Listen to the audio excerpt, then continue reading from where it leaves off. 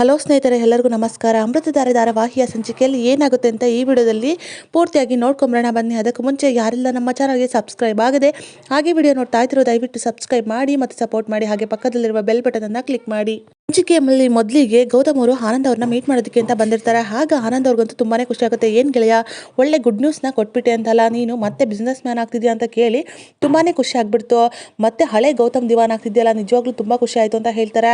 ಆಗ ಗೌತಮ್ ಅವರು, ನೋಡಪ್ಪ, ನಾನು ಇನ್ನೂ ಬರೀ ಸ್ಟೇಟ್ಮೆಂಟ್ ಅಷ್ಟೇ ಕೊಟ್ಟಿರೋದು, ಕಾರ್ಯರೂಪಕ್ಕೆ ಇನ್ನೂ ತಗೊಂಬಂದಿಲ್ಲ ಅಂತ ಹೇಳ್ತಾರೆ. ಇರ್ಲಿ ಬಿಡೋ ಗೆಳೆಯ, ನೀನು ಅದನ್ನ ತಗೊಂಬಂದೇ ಬರ್ತೀಯ. ನೀನು ಬಿಡಲ್ಲ ಅಂದ್ರೂ ಕೂಡ ಆ ಬಿಸ್ನೆಸ್ಸು ಬಿಡಲ್ಲ ಕಣೋ ನಿನ್ನ. ಯಾಕೆಂತಂದರೆ ಅದು ಬ್ಲಡ್ಡಲ್ಲೇ ಇದೆ. ಎಲ್ಲರೂ ಕೂಡ ಪಿ ಪಾಸಿಟಿವ್ ಓ ಪಾಸಿಟಿವ್ ಅಂತ ಬ್ಲಡ್ ಗ್ರೂಪ್ ಇದ್ದರೆ ನೀನೊಂಥರ ಬಿಸ್ನೆಸ್ ಬ್ಲಡ್ ಗ್ರೂಪ್ ಅಂತ ಆ ರೀತಿ ಇದ್ದಂಗೆ ಅಂತ ಹೇಳ್ತಾ ಇರ್ತಾರೆ. ಏನೋ ನೀನು ಬರೀ ಇದೇ ಥರ ಮಾತಾಡ್ತಿರ್ತೀಯಲ್ಲ ನೀನು ಅಂತ ಹೇಳ್ತಾ ಇರ್ತಾರೆ. ಮತ್ತೆ ಏನೋ ಗೆಳೆಯ ಸಮಾಚಾರ ಅಂತ ಕೇಳ್ತಾ ಇರ್ತಾರೆ. ಆಗ ಗೌತಮ್ ಅವರು, ಅದೇನು ಅಂತಂದರೆ ನಮ್ಮನೆಯಲ್ಲಿ ಇಂಟರ್ವ್ಯೂ ನಡೀತಾ ಇದೆ ಅಂತ ಹೇಳ್ತಾರೆ. ಇಂಟರ್ವ್ಯೂವಾ, ಏನು ವಿಷಯ ಅಂತ ಹೇಳ್ತಾರೆ. ಏನಿಲ್ಲ ಕಣೋ, ಮಲ್ಲಿಗೆ ಒಂದು ಹುಡುಗ ಪ್ರಪೋಸ್ ಮಾಡಿದ್ದಾನೆ ಅಂತ ಎಲ್ಲ ಡೀಟೇಲ್ ಆಗಿ ಆನಂದ್ ಅವ್ರಿಗೆ ಹೇಳ್ತಾರೆ. ಆ ಹುಡುಗನ ಬಗ್ಗೆ ಭೂಮಿಕಾ ಅವರು ಇಂಟರ್ವ್ಯೂ ಮಾಡ್ತಾ ಇದ್ದಾರೆ. ಆ ಹುಡುಗನ ಬಗ್ಗೆ ಪೂರ್ತಿಯಾಗಿ ತಿಳ್ಕೊಬೇಕಲ್ವಾ, ಅದಕ್ಕೋಸ್ಕರ ಅಂತ ಹೇಳ್ತಾರೆ. ಓ ಹೌದಾ, ಏನಪ್ಪ ನೀನು ಇವಾಗ ತಾನೇ ಒಂದಾಗಿದ್ದೀರಾ, ಹೀಗಿರ್ಬೇಕಾದ್ರೆ ಮದುವೆನ ಕೈಗೆ ತೊಗೊಂಡಿದ್ದೀರಲ್ಲ ನೀವು ಅಂತ ಹೇಳ್ತಾರೆ. ಅಯ್ಯೋ ಏನೋ ಮಾಡಲಿ, ಆ ಥರ ಏನಿರಲಿಲ್ಲ. ಯಾಕಂದರೆ ಮಲ್ಲಿಗೆ ಅವನು ಪ್ರಪೋಸ್ ಮಾಡಿರೋದ್ರಿಂದ, ಈ ಥರ ಪ್ರಪೋಸಲ್ ಬಂದಿರೋದ್ರಿಂದ ನಾವು ಇಷ್ಟೆಲ್ಲ ಮಾಡ್ತಾ ಇದ್ದೀವಿ. ಮಲ್ಲಿ ನಮ್ಮ ಮನೆ ಮಗಳು ಕಣೋ. ಹೀಗಿರಬೇಕಾದ್ರೆ ಭೂಮಿಕಾ ಅವ್ರ ಮೇಲೆ ತುಂಬ ಸ್ಪೆಷಲ್ ಕೇರ್ ಇದೆ. ಮಲ್ಲಿ ಅಂದರೆ ತುಂಬಾ ಕನ್ಸು ಜಾಸ್ತಿ, ಅದಕ್ಕೋಸ್ಕರ ತುಂಬ ಡೀಟೇಲ್ ಆಗಿ ತಿಳ್ಕೊಬೇಕಲ್ವಾ, ಅದಕ್ಕೋಸ್ಕರ ಅಂತ ಹೇಳ್ತಾ ಇರ್ತಾರೆ.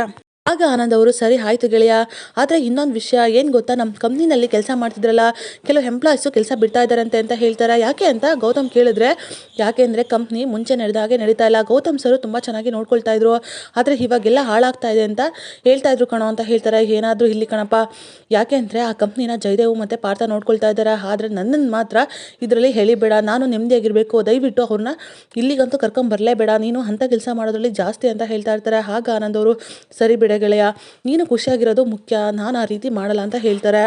ಈ ಕಡೆ ಅಪೇಕ್ಷಾ ಅವರು ಭೂಮಿಕಾ ಮತ್ತು ಗೌತಮ್ ಹೊಂದಾಗಿರೋ ವಿಷಯನ ತಿಳ್ಕೊಂಡಿರ್ತಾರೆ. ಆ ವಿಷಯ ಗೊತ್ತಾದ ಮೇಲೆ ನನಗೆ ಈ ವಿಷಯನ ಹೇಳಿದೆ, ಅಪ್ಪ ಅಮ್ಮ ಮುಚ್ಚಿಟ್ಟಿದಾರಲ್ಲ ಅಂತ ಬೇಜಾರಾಗಿರ್ತಾರೆ. ಅಷ್ಟರಲ್ಲಿ ಅವ್ರ ಅಮ್ಮ ಮಂದಾಕಿಣಿ ಅವರು ಕೂಡ ಫೋನ್ ಮಾಡ್ತಾರೆ. ಆದರೆ ಕಟ್ ಮಾಡ್ತಾನೆ ಇರ್ತಾರೆ. ಮತ್ತೆ ಫೋನ್ ಟ್ರೈ ಮಾಡ್ತಾರೆ.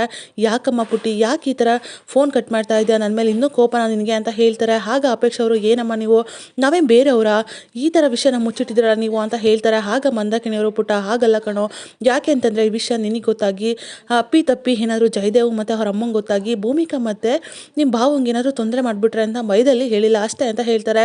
ಏನೋ ಬಿಡಮ್ಮ, ನೀನು ಕೂಡ ಅವ್ರ ಜೊತೆಗೆ ನಮ್ಮನ್ನು ಸೇರಿಸ್ಬಿಟ್ಟೆ ಅಲ್ವಾ, ನಾವು ಔಟ್ ಆಫ್ ಸರ್ಕಲ್ ಅಲ್ವಾ ನಿಮಗೆ, ಸರಿ ಆಯಿತು ಬಿಡಿ, ಏನು ಹೇಳ್ಬಿಡಿ ಅಂತ ಹೇಳ್ಬಿಟ್ಟು ಬೇಜಾರು ಮಾಡಿಕೊಂಡು ಫೋನ್ ಕಟ್ ಮಾಡ್ತಾರೆ. ಈ ಕಡೆ ಜಯದೇವ್ ಅವರು ಸುನಿಲ್ ಬಗ್ಗೆನೇ ಯೋಚನೆ ಮಾಡಿಕೊಂಡು, ಅಲ್ಲ ನಾನು ಅವನಿಗೆ ಹೇಳ್ತಾ ಇದ್ದೆ ಹಣ್ಣು ಸುಟ್ಟಿರೋ ನಾಯಿ ಥರ ಓಡಾಡ್ತಿದೆಯಲ್ಲ ಅಂತ, ಆದರೆ ನನಗೆ ಅದೇ ಥರ ಆಗ್ತಿದೆಯಲ್ಲ, ಏನು ಅಂತಲೇ ಗೊತ್ತಾಗ್ಲಿವಲ್ಲ, ಈ ಪೈಲ್ವಾನ್ ಬರಲೇ ಇಲ್ವಲ್ಲ ಅಂತ ಯೋಚನೆ ಮಾಡ್ತಿರ್ತಾರೆ. ಅಷ್ಟರಲ್ಲಿ ಸುನಿಲ್ ಕೂಡ ಬರ್ತಾರೆ. ಹೇ ಪೈಲ್ವಾನ್, ಏನಾಯ್ತೋ ವಿಷಯ, ಏನು ನಡೀತೋ ಅಲ್ಲಿ ಅಂತ ಕೇಳ್ತಾರೆ. ಏನು ಅಂತ ಹೇಳಿ ಬಾಸ್, ಇದ್ದಕ್ಕಿದ್ದಂಗೆ ಎಲ್ಲ ಮ್ಯಾಟ್ರು ಕೂಡ ತುಂಬ ಸೀರಿಯಸ್ ಆಗಿದೆ, ಈ ರೀತಿ ಆಗುತ್ತೆ ಅಂತ ನಾನು ಅಂದ್ಕೊಂಡಿರಲಿಲ್ಲ. ಇದ್ದಕ್ಕಿದ್ದಂಗೆ ಅವರೆಲ್ಲರೂ ಮದುವೆ ವಿಚಾರನ ಮಾತಾಡ್ತಿದ್ದಾರೆ ಬಾಸ್, ನಾನು ಏನೇನೋ ಸಾಧನೆ ಮಾಡಬೇಕು, ಹಾಗೆ ಮಾಡಬೇಕು, ಹೀಗೆ ಮಾಡಬೇಕು ಅಂತ ಅಂದ್ಕೊಂಡಿದ್ರೆ ಇಷ್ಟು ಚಿಕ್ಕ ವಯಸ್ಸಲ್ಲೇ ನಾನು ಮದುವೆ ಆಗೋದು ಅಂದರೆ ಏನು ಬಾಸ್ ಅಂತ ಹೇಳ್ತಾರೆ. ಆಗ ಜಯದವರು, ಹೇ ಪೈಲ್ವಾನ್, ಯಾಕೋ ಆ ರೀತಿ ಮಾಡ್ತಿದ್ಯಾ, ಅವರೇ ಒಂದು ಒಳ್ಳೆ ಪ್ರಪೋಸಲ್ ಎಲ್ಲ ಇಟ್ಟಿದ್ದಾರೆ ಅಂತ ಅಂದಮೇಲೆ ನೀನು ಯಾಕೆ ಯೋಚನೆ ಮಾಡ್ತೀಯಾ, ನೀನು ಮದುವೆ ಆಗ್ಬಿಡು ಅಂತ ಹೇಳ್ತಾರೆ. ಏನು ಬಾಸ್ ನೀವು, ನಾನು ಇನ್ನೂ ಚಿಕ್ಕ ವಯಸ್ಸು ಬಾಸ್ ಅಂತ ಹೇಳ್ತಾರೆ. ಅಯ್ಯೋ ಯಾಕೋ ಹಿಂಗೆ ಮಾತಾಡ್ತೀಯಾ, ಮನುಷ್ಯರ ಜೀವನ ಅಂದರೆ ಮೊಟ್ಟೆ ಇದ್ದಂಗೆ, ನಾವು ಮೊಟ್ಟೆಯಾಗೇ ಇರ್ತೀವಿ ಅಂತಂದರೆ ಜನರು ಬಿಡಲ್ಲ, ಅದು ಹೊಡೆದು ಪ್ಯಾನ್ ಮೇಲೆ ಹಾಕಿ ಹುರಿದು ತಿಂದ್ಬಿಡ್ತಾರೆ. ಇಲ್ಲ ನಾವು ಕೋಳಿಯಾಗಿ ಬದುಕ್ತೀನಿ ಅಂತಂದರೆ ಅದನ್ನೂ ಬಿಡಲ್ಲ, ದೊಡ್ಡದಾದ್ಮೇಲೆ ಅದನ್ನೂ ಕೂಡ ಕಟ್ ಮಾಡಿ ತಿಂದ್ಬಿಡ್ತಾರೆ. ಹೇಗಿದ್ರು ಸಮಾಜ ಬಿಡಲ್ಲ ಕಣೋ, ಮುಂದೆ ಯಾವತ್ತೋ ಆಗೋ ಬದಲು ಇವಾಗ ಆಗ್ತಿದ್ಯಾ, ಯಾಕೋ ಈ ಥರ ಯೋಚನೆ ಮಾಡ್ತೀಯಾ, ನಾನು ನಿನಗೆ ಒಂದು ಆಫರ್ ಕೊಡ್ತಾ ಇದ್ದೀನಿ, ಅದೇನು ಗೊತ್ತೇನೋ, ನಾನು ನಿನಗೆ ಹೇಳ್ತಿದ್ದೆ ಅಲ್ವಾ ಕಂಪ್ನಿ ಮಾಡ್ಕೊಡ್ತೀನಿ, ಬಾಸ್ ಮಾಡಿ ಕೂರಿಸ್ತೀನಿ ಅಂತ, ಆದರೆ ನೀನು ಅದಕ್ಕೆ ದುಡ್ಡು ಕೊಡೋ ಹಾಗಿಲ್ಲ, ಅದು ಸಾಲ ಮನ್ನಾ ಸರಿನಾ ಅಂತ ಹೇಳ್ತಾರೆ. ಅಷ್ಟೇ ಅಲ್ಲ ಕಣೋ, ನಿನಗೆ ಇನ್ನೊಂದು ಬಂಫರ್ ಆಫರ್ ಏನು ಗೊತ್ತಾ, ಅವ್ರ ಅಪ್ಪ ಮಾಡಿಟ್ಟಿದ್ದೀನಲ್ಲ ಆಸ್ತಿ, ಆ ಇಡೀ ಆಸ್ತಿ ಎಲ್ಲ ನಿಂದೆ ಕಣೋ, ಇದಕ್ಕಿಂತ ಆಫರ್ ಬೇಕೇನೋ, ನಾನೇನಾದರೂ ನಿನ್ನ ಜಾಗದಲ್ಲಿ ಇದ್ದಿದ್ರೆ ನಿಜವಾಗ್ಲೂ ಬಿಡ್ತಾ ಇರಲ್ಲ, ಒಪ್ಕೊಳ್ಳೋ, ಲೈಫು ಸೆಟಲ್ ಆಗುತ್ತೆ, ಆರಾಮಾಗಿರ್ಬೋದು, ಬಿಂದಾಸಾಗಿರ್ಬೋದು, ಏನೋ ಯೋಚನೆ ಮಾಡ್ತಾ ಇದೆಯಾ ಅಂತ ಹೇಳ್ತಾರೆ. ಆಗ ಕನ್ಫ್ಯೂಷನಲ್ಲಿ ಸುನಿಲ್ ಅವರು ಯೋಚನೆ ಮಾಡ್ತಿರ್ತಾರೆ. ನೀನು ಮುಂದೆ ಏನು ಯೋಚನೆ ಮಾಡಬೇಕು, ಏನೆಲ್ಲ ಮಾಡಬೇಕು ಅಂತ ನಾನೇ ರೆಡಿ ಮಾಡಿಟ್ಟಿದ್ದೀನಿ, ನೀನು ಅದೇ ರೀತಿ ಮಾಡಲೇಬೇಕು ಅಂತ ಜಯದೇವ್ ಅವರು ಮನಸ್ಸಲ್ಲೇ ಯೋಚನೆ ಮಾಡ್ತಿರ್ತಾರೆ.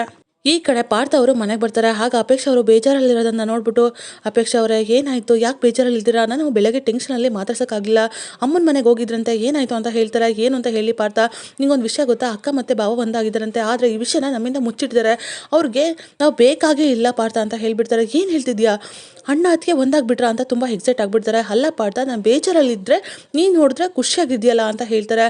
ಅದು ಹಂಗಲ್ಲ ಅಪೇಕ್ಷಾ, ನೀನು ಬೇಜಾರು ಆಗ್ಬೇಡ. ಯಾಕಂದರೆ ಏನಾದರೂ ಒಂದು ರೀಸನ್ ಇರುತ್ತೆ, ಅವ್ನು ನಮ್ಮ ಹತ್ರ ಹೇಳಿಲ್ಲ ಅಂದರೆ ಈ ವಿಷಯ ಜೈಬ್ರೋಗೆ ಗೊತ್ತಾಗಿ ಅವನೇನಾದ್ರು ತೊಂದರೆ ಮಾಡಿಬಿಡ್ತಾನೆ ಅನ್ನೋ ಕಾರಣಕ್ಕೆ ಹೇಳಿಲ್ಲದೆ ಇರ್ಬೋದು ಅಷ್ಟೇ. ನೀನು ಅದನ್ನು ಯಾಕೆ ಇಲ್ಲಿಂದ ಎಲ್ಗೋ ತಗೊಂಡೋಗ್ತೀಯಾ? ಆರಾಮಾಗಿರೋ ಅಪೇಕ್ಷಾ ಅಂತ ಹೇಳ್ತಾರೆ. ನೀನು ಏನೇ ಹೇಳು ಪಾರ್ಥ, ನಾವು ಬೇರೆಯವ್ರಾಗ್ಬಿಟ್ವಾ? ಅಮ್ಮಂಗೆ ಯಾವಾಗಲೂ ಕೂಡ ಅಕ್ಕಂದೇ ಚಿಂತೆ, ನಾನು ಬೇಕಾಗೇ ಇಲ್ಲ ಅಂತ ಬೇಜಾರು ಮಾಡ್ಕೊಂಡು ಹೋಗ್ಬಿಡ್ತಾರೆ. ಆಗ ಪಾರ್ಥ ಅವರು ಏನೇ ಆಗಲಿ ಅಣ್ಣ ಅದಕ್ಕೆ ಒಂದಾಗ್ಬಿಟ್ರಲ್ಲ ಅಷ್ಟೇ ಸಾಕು ಅಂತ ಮನಸ್ಸಲ್ಲೇ ಖುಷಿ ಪಡ್ತಾ ಇರ್ತಾರೆ.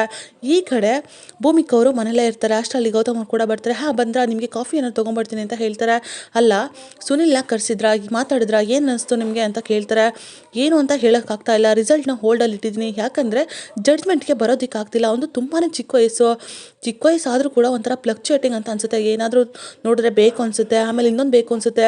ಇದೇ ಥರ ಆಗೋದು ಸಹಜ ಅಲ್ವಾ? ಹೀಗಿರಬೇಕಾದ್ರೆ ನಾನು ಏನು ಹೇಳೋದಕ್ಕಾಗ್ತಾ ಇಲ್ಲ ಅಂತ ಹೇಳ್ತಾರೆ. ಆಗ ಗೌತಮ್ ಅವರು ಸರಿ ಆಯಿತು ಬಿಡಿ, ಮತ್ತೆ ವಿಚಾರಿಸ್ತೀನಿ ಅವನ ಬಗ್ಗೆ ಅಂತ ಹೇಳ್ತಾರೆ. ಆಗ ಗೌತಮ್ ಅವರು ಇಮಿಡಿಯೇಟ್ ಆಗಿ ಆನಂದ್ ಜೊತೆ ಮಾತಾಡ್ತಾರೆ.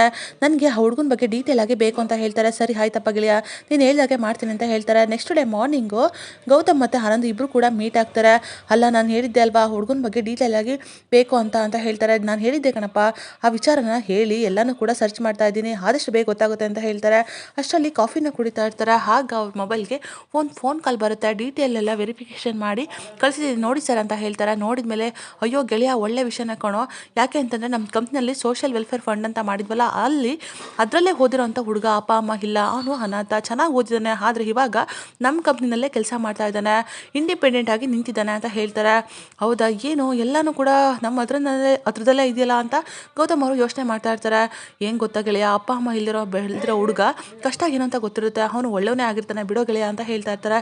ಸರಿ ಆಯಿತು, ನಾನು ಅವನ ಜೊತೆ ಒಂದ್ಸಲ ಮಾತಾಡಬೇಕಲ್ವಾ ಅಂತ ಹೇಳ್ತಾರೆ. ಸರಿ ಅಂತ ಹೇಳ್ಬಿಟ್ಟು ಅಡ್ರೆಸ್ನ ಹುಡುಕೊಂಡು ಆನಂದ್ ಅವರು ಗೌತಮ್ ಅವ್ರನ್ನ ಕರ್ಕೊಂಡು ಹೋಗ್ತಾರೆ.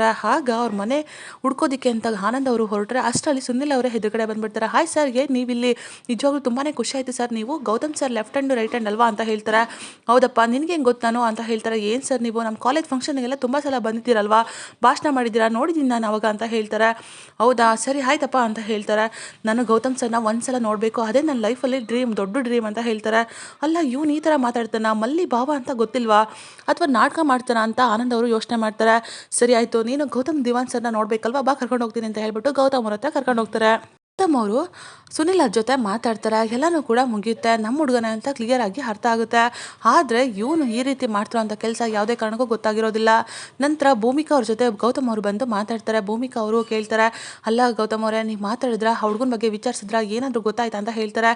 ಅಯ್ಯೋ ಭೂಮಿಕಾ, ಅವನು ನಮ್ಮ ಹುಡುಗನ, ಏನು ಗೊತ್ತಾ, ಯಾವುದೇ ಒಂದು ಮದುವೆ ಅಂದಮೇಲೆ ಹುಡುಗನ ವಯಸ್ಸು ಜಾಸ್ತಿ ಇರಬೇಕು ಅಂತ ಯಾವ ಥರ ಎಕ್ಸ್ಪೆಕ್ಟ್ ಮಾಡ್ತೀವೋ, ಅದೇ ಥರ ಹುಡುಗಿ ವಯಸ್ಸು ಜಾಸ್ತಿ ಇರಬೇಕು ಅಂತ ಯಾಕೆ ನಾವು ಯೋಚನೆ ಮಾಡಬಾರ್ದು? ಏನೂ ಆಗಲ್ಲ ಭೂಮಿಕಾ, ಅವನು ಚಿಕ್ಕವನೇ ಆಗಿರ್ಬೋದು, ನಿಜವಾಗ್ಲೂ ತುಂಬ ಒಳ್ಳೆ ಹುಡುಗ ಅಂತ ಹೇಳ್ತಾರೆ.